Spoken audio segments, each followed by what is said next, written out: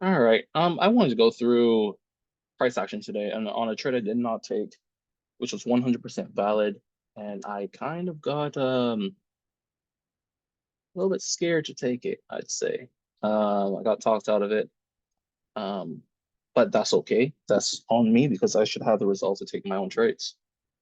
So, as you all can see, man, this thing just kind of tanked.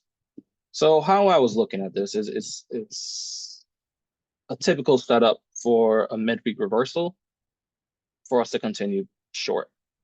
You can clearly see we are very short right now. There's no indication that we're looking to go higher.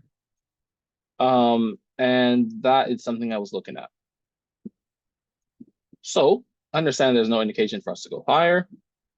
What's the first thing or the first area we can come into for some form of liquidity? All right, we have this daily uh, volume imbalance, which price came into yesterday. So I'm looking at that. I'm like, okay, cool. There's an opportunity for us to potentially go short from here. After this kind of close, it does not look as though it wants to keep push any higher. So I have to come down to today and figure out what is today telling me. Another thing we have on the 4 hour is another volume imbalance here, here, which you can see very clearly here, right? On the 4 hour, it doesn't really present anything of much note to me. The only thing I can see is that we have, relative highs here, even though this one already took liquidity. It's kind of looking like this was previous day high. You can see that very clearly on the hour chart. Boom. So hour chart is really where most of my dibbling and dabbling was. So when I got to the charts, we were somewhere in here. And I saw that we had a very clear build of liquidity. We had these equal highs here. I expected price to go in, take our previous daily high, and look to shoot for this low at a minimum for today, which it looks as though we did. My manipulation tool was slightly different. I was using it on a lower time frame, so my trade would have been cut short a little bit, but that's all right. So looking at this on the H1, clearly push up into that liquidity, into that previous daily high. Sorry, yeah, previous daily high. There you go. And I'm expecting us to kind of roll over. Now, did price roll over? Absolutely, it did. But the delivery for the rollover was the issue at hand here. So on the 15 minute, doesn't really give us anything interesting. But when we cut down to a lower time frame into the 5 and the 4, that's where things start to get very interesting.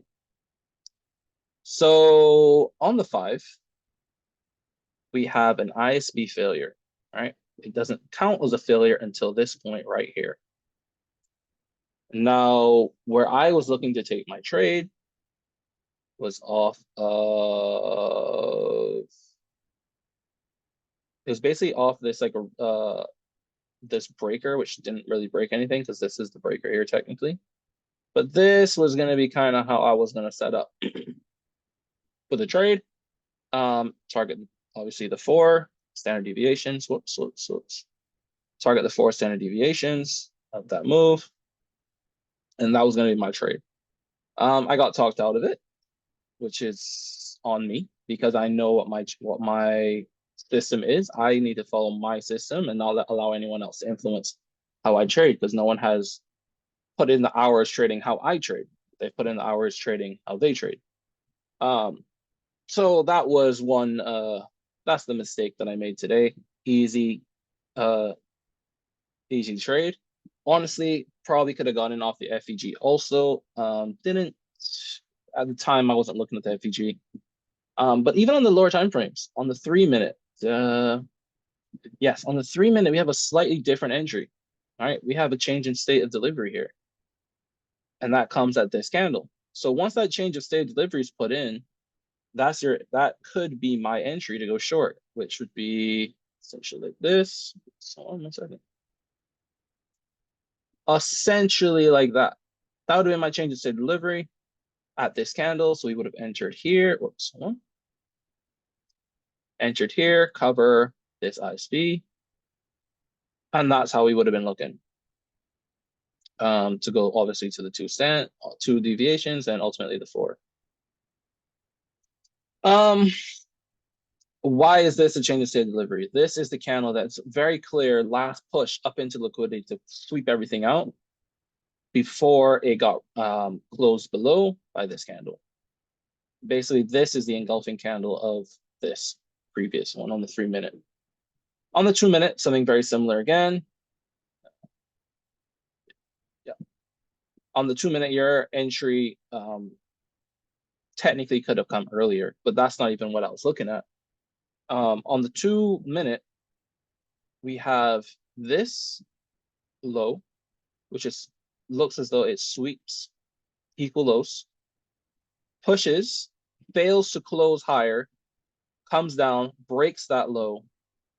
Only FEG available. That's your another entry here. Cover the high, obviously, which is very similar to the 5-minute entry. Very, very, very, very similar. And that would have been your next trade. So there's 3 different opportunities on 3 different time frames for trades based off of this price action. And as you can see, if we put the stop where it's supposed to be, which is at this high, nothing is coming close to it, right? We stay safe.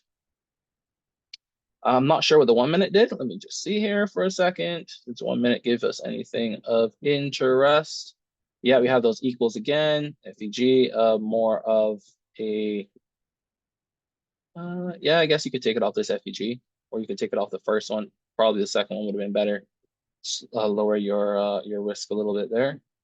And your stop above the same high. So really and truly on everything under the 5-minute, we have entries. So there's really no reason for us not to take this trade, except for FOMO, if I'm being honest.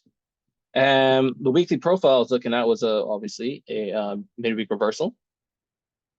And as we can see, the high of the day was placed at the 10 o'clock candle or at the 9 o'clock candle, one of the 2 of those. Let's just check real quick. High. 18556. This one is 18558. So at the 9 a.m. candle is actually what put in the high of the day. Now we're rolling over, and I'm going to expect this to be the high of the week. So tomorrow, I will more than likely be looking bearish.